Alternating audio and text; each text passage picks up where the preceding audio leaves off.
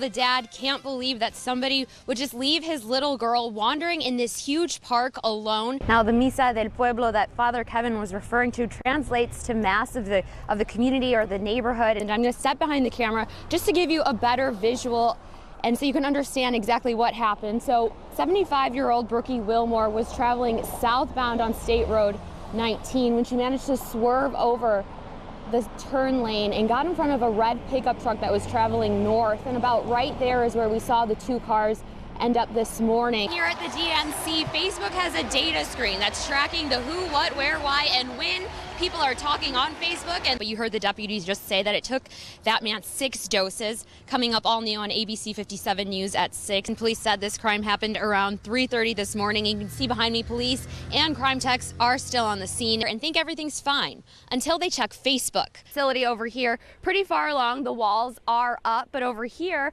the other half, a little less work has been done, a little more bare. But let me give you a closer look at just how unsafe this situation is. So I'm going to zoom in so that you can see just where this pole has broken. Down here is the base where the pole snapped. So there's not much support there. But if you go up to the wires, you'll see that the pole is resting right there just on 2 wires. Hey Brian, yeah, back there you can see there's a sign, and that's a memorial for Officer Rod Bradway. See, he's from Napanee, but was killed while working in Indianapolis. Next to this pile of snow, you can see there has been some accumulation over the past 24 hours. But yeah, Brian, that's exactly why I started with finding out what was going to happen to the little girl and her dad after this traumatic experience. The dad is now facing child neglect charges, and the little girl has been taken away by her family by Child Protective Services. I talked to a family service who will most likely see this case, and they say since 2014, they've seen a rise in the number of kids being taken away from their homes because of drug use.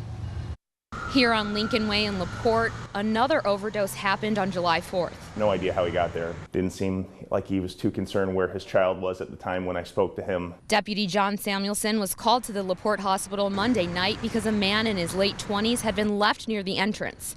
He was overdosing and had his 14-month-old daughter with him. It affects an innocent child, which I take to heart. That's a case that I'm not a fan of going to work, but that's also a case I take very seriously. The man told Deputy Samuelson he had taken Xanax in the morning, blacked out, and may have taken heroin. Child Protective Services was called, and thankfully the little girl has a grandma to take care of her. But now the father, 28-year-old Michael Urdo, faces child neglect charges, and this case will be taken to a judge. We're a social service agency that primarily works with children and families that are involved in the court system. Karen Bernacki is the CEO of Family Advocates, and she will most likely take on the 14-month-old's case and provide a court-mandated representative for the child. So we've seen a high increase in the number of cases that we get involved in because of substance abuse, primarily opiate use, heroin. Bernacki says these cases have been on the rise since 2014, and now 90% of the parents they deal with have a drug problem. Most of them need to detox before they can even go into inpatient. And there aren't very many services available for people to detox. Bernacki says for the past 2 years, she's seen way too many people, and not just the users, affected by drugs. I mean, there's such a huge gamma of needs when you're looking at the effects of substance abuse in a community. And really, the victims, the real vulnerable victims, are the children. Now, Bernacki also told me there are months where they'll get up to 30 kids in their system, and they just don't have enough volunteers to keep up with that work. So for more information on how you can help out, that'll be posted along with this story at abc57.com. They're grateful that no one was hurt and say that it's been about 4 years since they were last robbed, and now just days after the Prairie Street overpass opens, 2 suspects show up, one with a gun, demanding that they empty the cash register. The one who came in with the gun, his eyes looked really, really red. A waitress at Taqueria Tijuana and Elkhart describes to me in Spanish her face-to-face encounter with this masked man who robbed the restaurant at gunpoint Monday night. The waitress is too shaken up to show her face and describes how hard it was to even sleep last night. I'd close my eyes and see the man with the mask. Here you can see 2 suspects running towards the restaurant. One stays outside, the other is the masked man who demanded money. I asked if there was anything suspicious that happened before the robbery went down. The only car that was outside was the only thing suspicious. They had been outside for like 15 minutes. After reviewing the surveillance video, employees say they are wary of this Chevrolet. The driver pulls up, then a few minutes later repositions the car to face the lot's exit. But the suspects didn't escape in that car.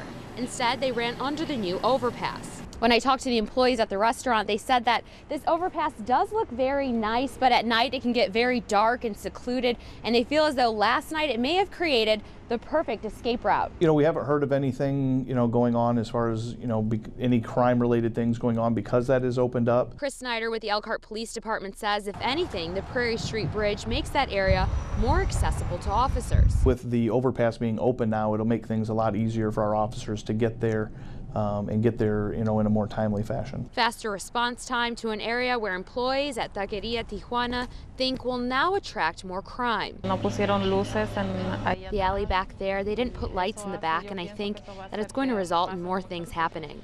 Hey Brian, well, the dad can't believe that somebody would just leave his little girl wandering in this huge park alone. Now he and his wife are grateful for the woman who not only helped the lost toddler, but also broke the news to them. Potawatomi Park is full of children having a good time. But on Wednesday, the 62-acre park became a scary place for one little girl. This little 3-year-old, she was lost. Then she ended up crying on the sidewalk. Joy Madden was at the park around 1 o'clock when she approached the lost toddler. She said that daycare left. Not believing someone could forget about a child so young, Joy went looking for answers and adults. We ended up walking around the park a couple times, and next thing you know, it was like 45 minutes to an hour. At this point, Joy turned to a police officer for help who began calling nearby daycares. I see this girl running up to us, and she explained who she was. She was the manager of the daycare. I was like, okay. So they left. And it just didn't feel right. Left with an uneasy feeling, Joy turned to Facebook to share what happened with local parents. The post has hundreds of shares and hit one mom and dad especially hard. I was never told by any employee of the daycare where my daughter was found or that she was left at the park. The only way that we found out was through social media. The toddler's parents don't want to show their faces, but say they left their daughter with Michi Daycare. And employees there have broken their trust.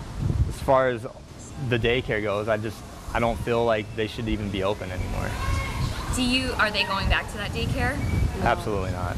For now, the parents are grateful a kind stranger helped their daughter. We're blessed that Joy found our kid and that she spent the hour, trying to help her.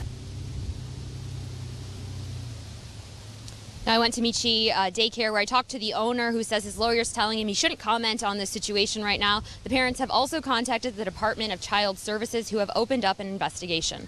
Reporting live in South Bend tonight, Andreina Centlivre, ABC 57 News.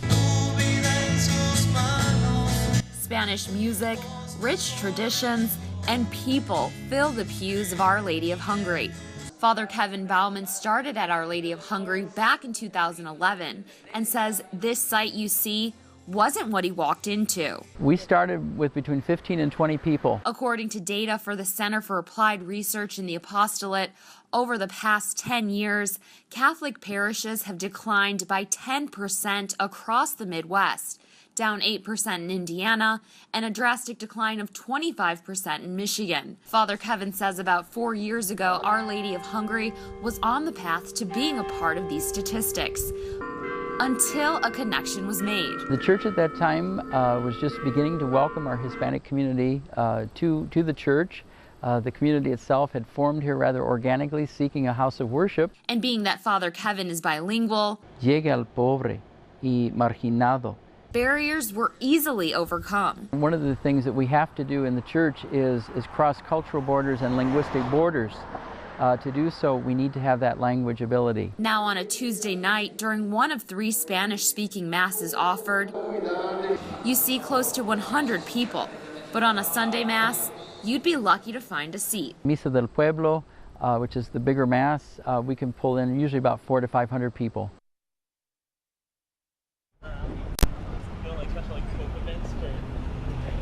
Now, the Misa del Pueblo that Father Kevin was referring to translates to Mass of the community or the neighborhood, and he says that back when the neighborhood was mostly Western European, they helped support the church, and now with a new wave of immigrants, history is just repeating itself.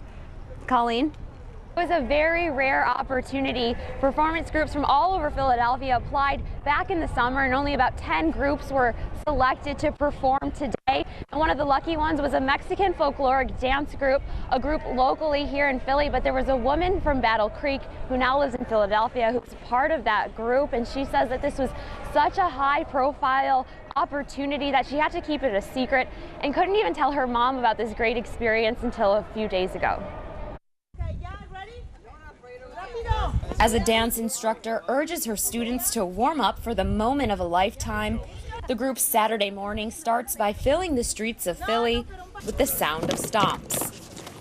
But for one, Amalia Mira el Rio, this journey started back at home, hundreds of miles away. I was actually back in Michigan with my mom, and a song came on that I was like, I wish I knew how to dance to this. Like, I love this music, you know, we've been listening to this my whole life.